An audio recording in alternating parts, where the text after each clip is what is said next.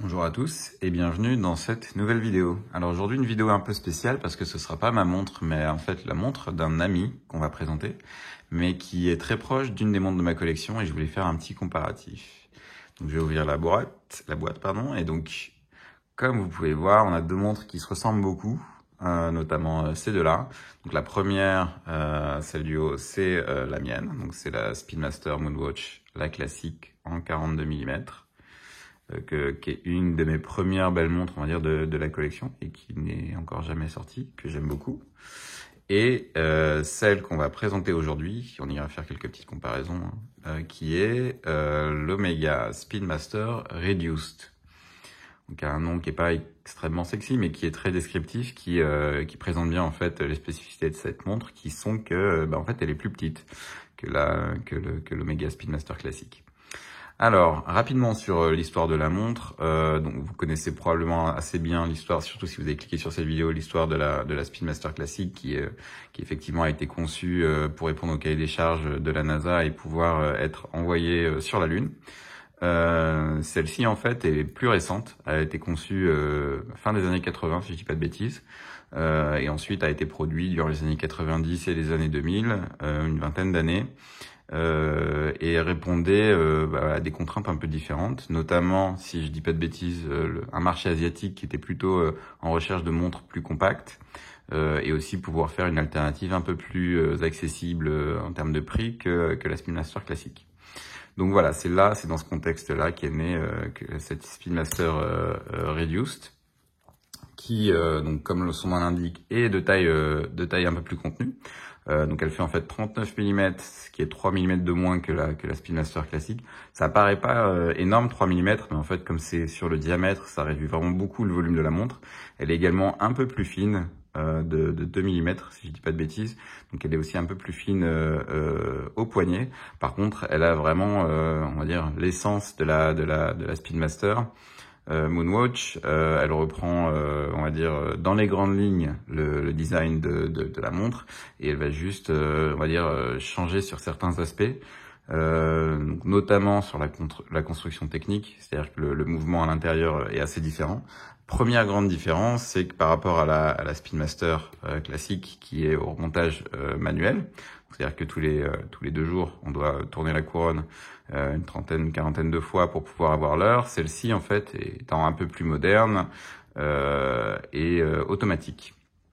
Donc ne nécessite pas d'avoir à remonter le mouvement. C'est un mouvement, un calibre Omega qui est basé sur un mouvement ETA et sur lequel on a rajouté en plus le module chronomètre, de la même manière qu'on a le chronomètre sur la Speedmaster Moonwatch. Et la petite différence que ça fait, c'est comme le mouvement n'était pas designé à l'origine pour être automatique, on voit à la position des couronnes qu'elles sont pas exactement au même niveau parce qu'en fait le chrono a été rajouté, on va dire, par-dessus, ce qui fait que on a c'est ce qui permet de la différencier très facilement en fait, c'est de voir que ces trois boutons sont pas alignés. Là sur un Speedmaster classique, ils sont parfaitement alignés parce que le mouvement est un mouvement chronographe dans sa conception. Donc voilà, petite différence qui lui donne un petit, voilà.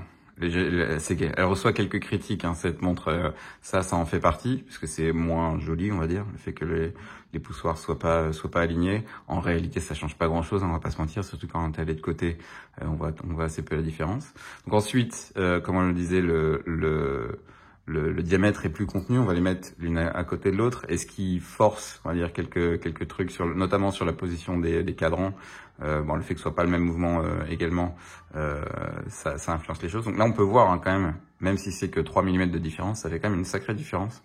Je le mettrai au poignet tout à l'heure pour que vous puissiez le voir, mais voilà, on sent vraiment que c'est une plus petite montre, voilà, en termes de volume et présence au poignet, on va être sur quelque chose de plus contenu, qui est très sympa, hein, ce qui fait que j'aime beaucoup cette montre.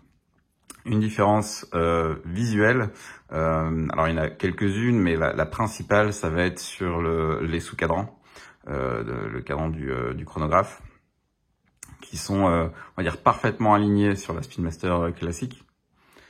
C'est ce que j'aime beaucoup d'ailleurs, hein, c'est cet équilibre, le fait que tout soit au millimètre près, au bon endroit, on va dire, ce qui lui donne beaucoup de, on va dire beaucoup de qualité visuelle.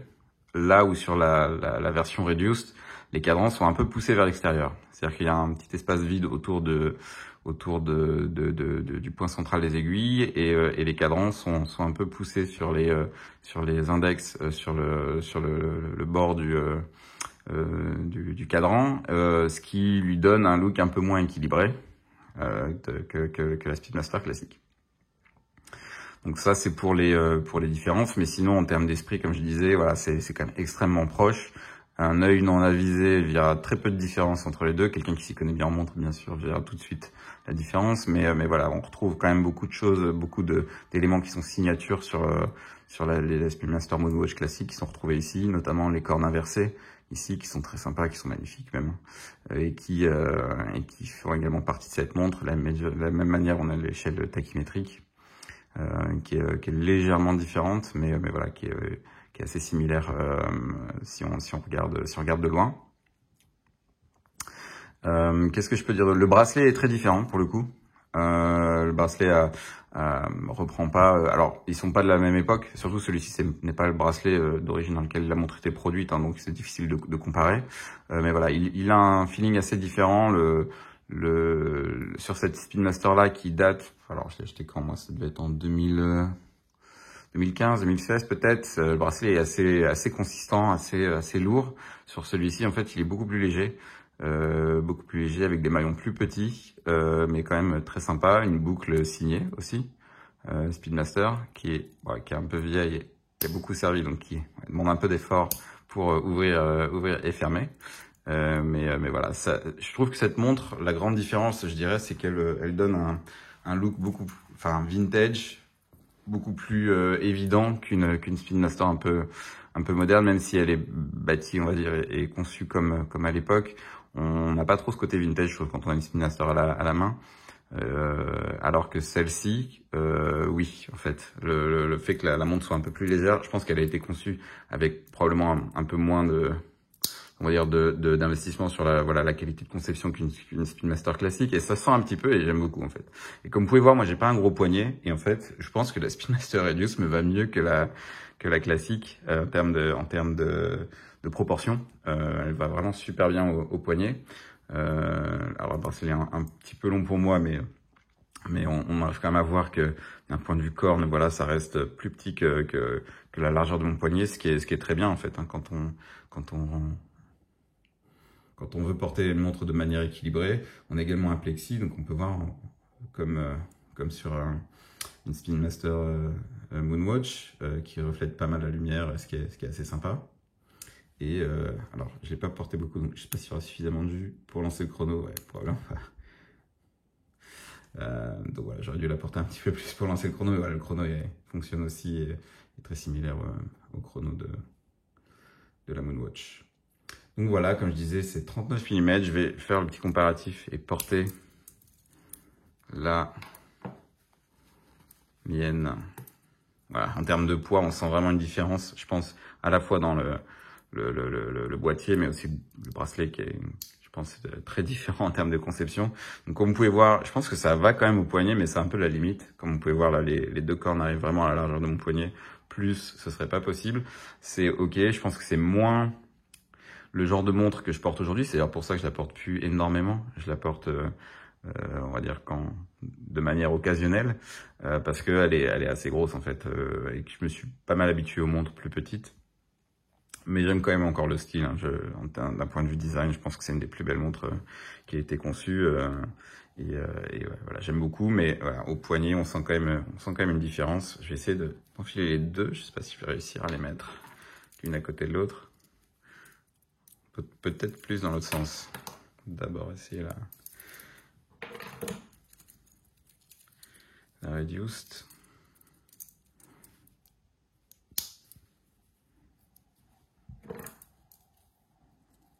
Et la Moonwatch. Donc là, on a les deux côte à côte.